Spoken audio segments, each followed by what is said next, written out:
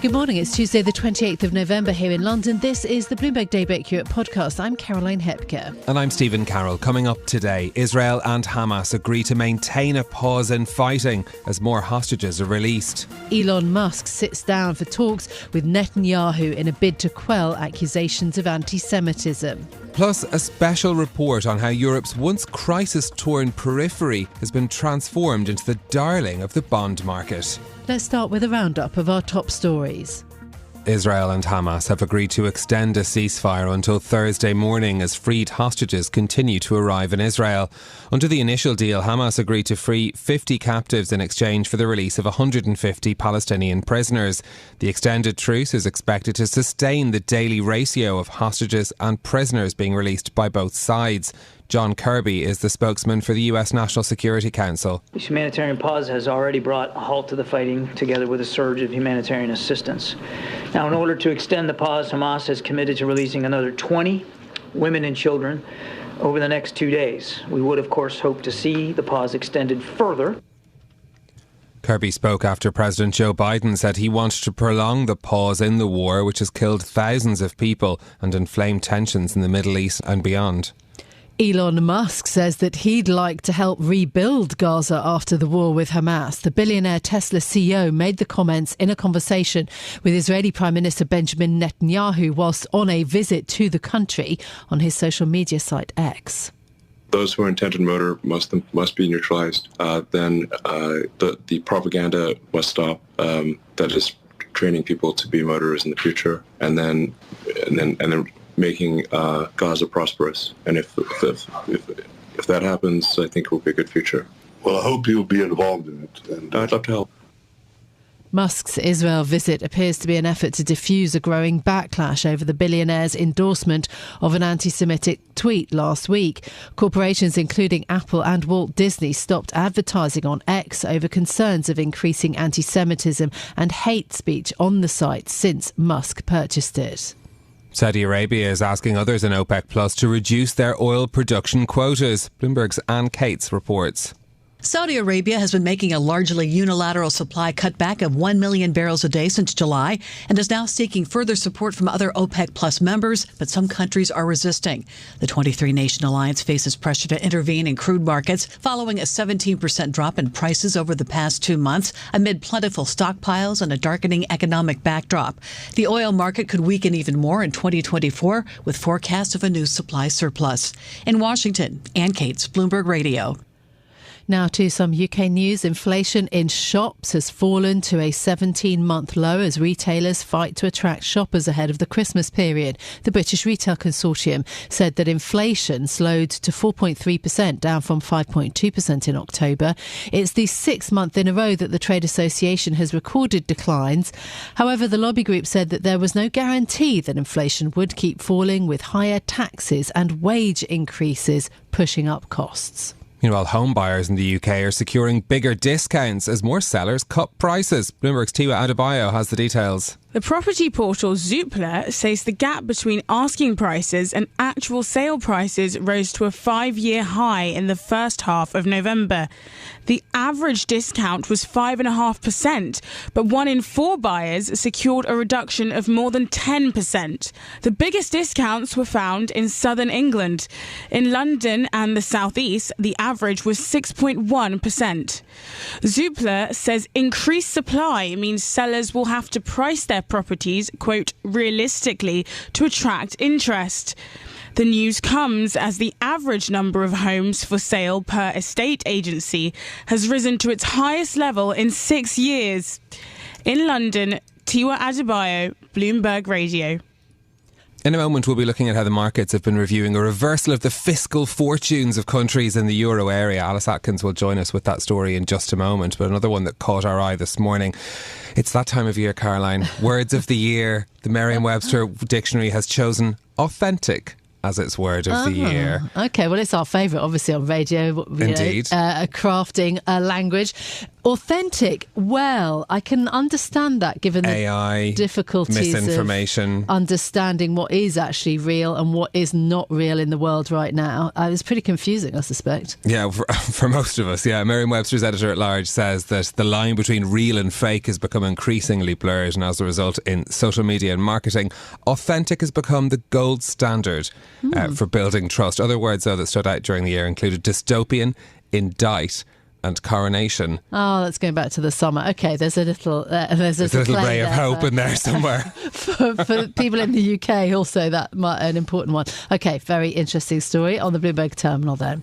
Let's get back to our top news now. Israel and Hamas have agreed to extend a ceasefire in their devastating war. The two sides will pause fighting for an additional 2 days until Thursday. The initial 4-day truce was the first since the conflict erupted in early October when Hamas attacked Israel, which retaliated by bombing Gaza and reducing much of it to rubble. Joining us now is Bloomberg's EMEA News Director, Roslyn Matheson. Good morning, Ros. Thanks for being with us.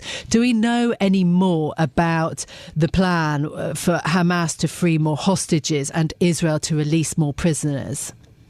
Well, what we know is that this extension, which was somewhat expected, is likely to be under the same terms as we've seen so far, which is roughly for every one hostage released by Hamas, one Israeli hostage, there's at least 3 Palestinian hostages released in turn by the Israelis. So it's about a 1 for 3 exchange. What we do know is that those exchanges have happened so far every day in the truce, even if they've happened sometimes quite late in the day, because there has been continued arguing through the day about some of the terms and conditions. But at least there's been an agreement brokered largely by Qatar to extend it for at least another 2 days. And it's interesting because those 2 days take us to around the time potentially that the US Secretary of State, Antony Blinken, is expected to again be visiting Israel. What should we take away from that timetable then, Roz? Does that mean that we could have hope that perhaps of a longer extension to this truce or perhaps some more meaningful talks?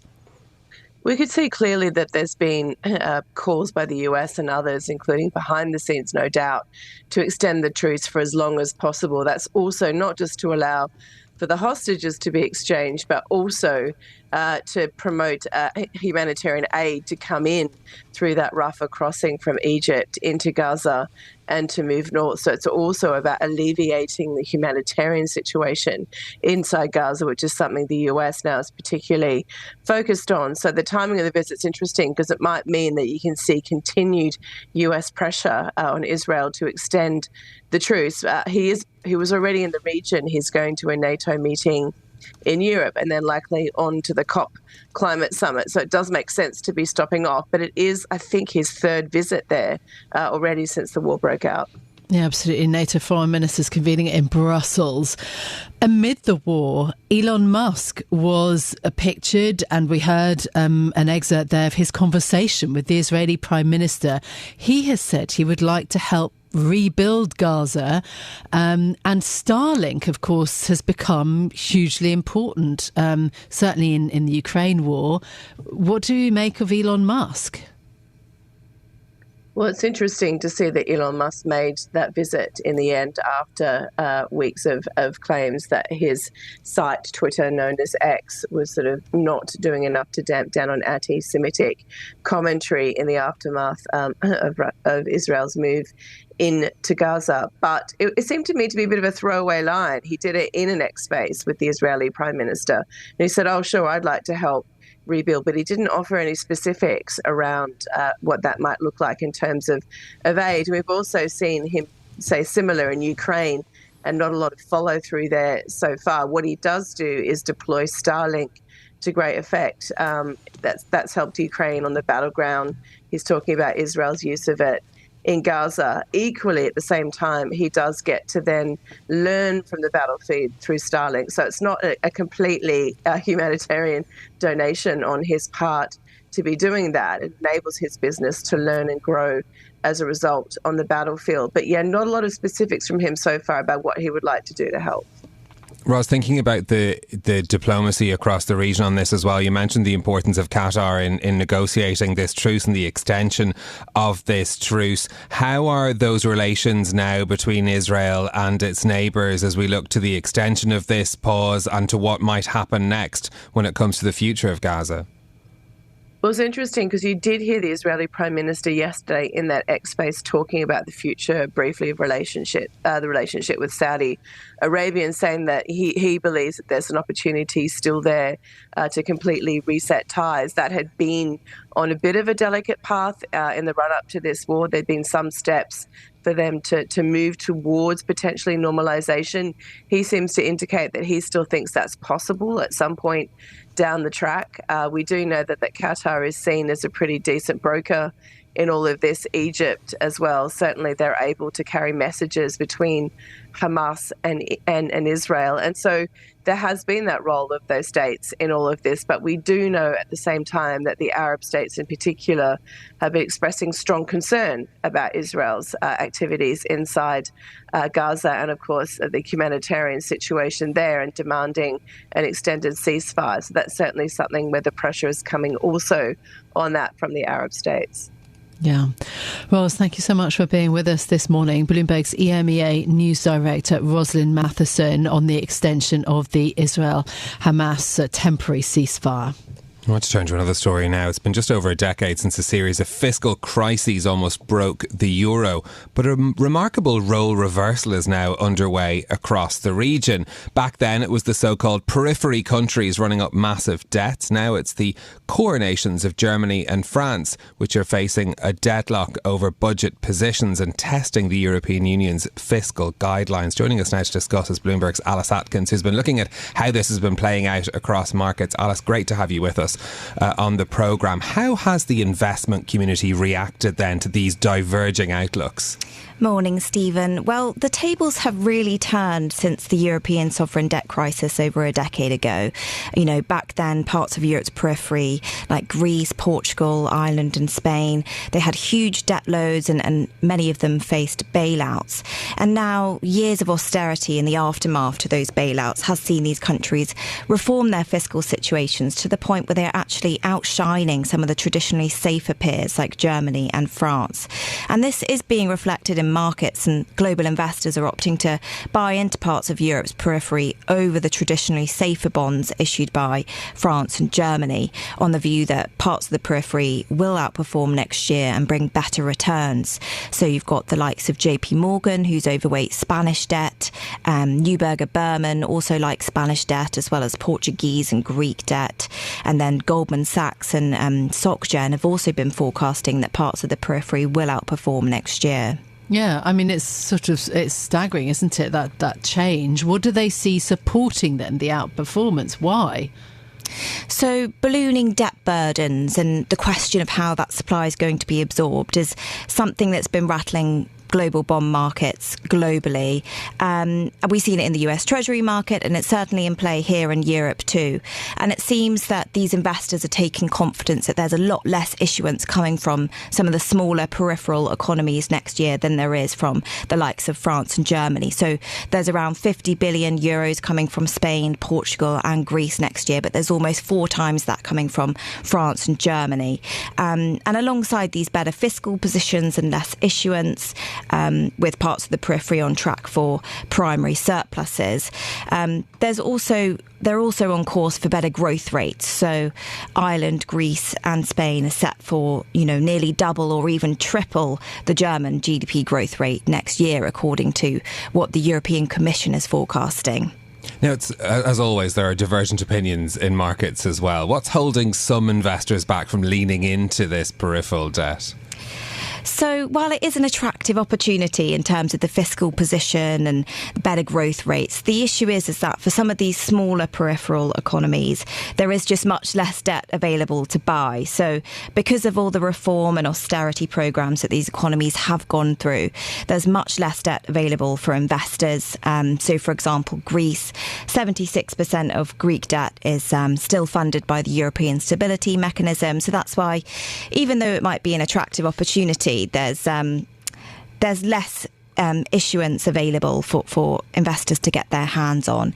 There's also still quite a lot of concern around Italy's fiscal situation and the possibility of there being, if there were a deterioration, and Moody's recently scrapped its negative rating on Italian debt, which there were a lot of jitters around it potentially being downgraded to junk. So if there were a deterioration of Italy's fiscal situation, that some investors are concerned that would seep through into a wider sell-off of peripheral debt due to the sort of historical risky correlation of the region. Similarly, if there were a big global risk-off move in markets, the safe haven status of Germany is unlikely to be questioned. But then, some investors are saying that this would be a buying opportunity, any sort of historical, risky associated sell-off of peripheral debt, because the fundamentals are much more attractive in parts of the periphery, and so it wouldn't actually reflect the outlook for the market. So it certainly seems like we're moving away from these country buckets of thinking about Europe as core versus periphery, and it's become a lot more idiosyncratic. This is Bloomberg Daybreak Europe, your morning brief on the stories making news from London to Wall Street and beyond. Look for us on your podcast feed every morning on Apple, Spotify and anywhere else you get your podcasts. You can also listen live each morning on London DAB Radio, the Bloomberg Business app and Bloomberg.com. Our flagship New York station is also available on your Amazon Alexa devices. Just say, Alexa, play Bloomberg 1130. I'm Caroline Hepker. And I'm Stephen Carroll. Join us again tomorrow morning for all the news you need to start your day, right here on Bloomberg Daybreak Europe.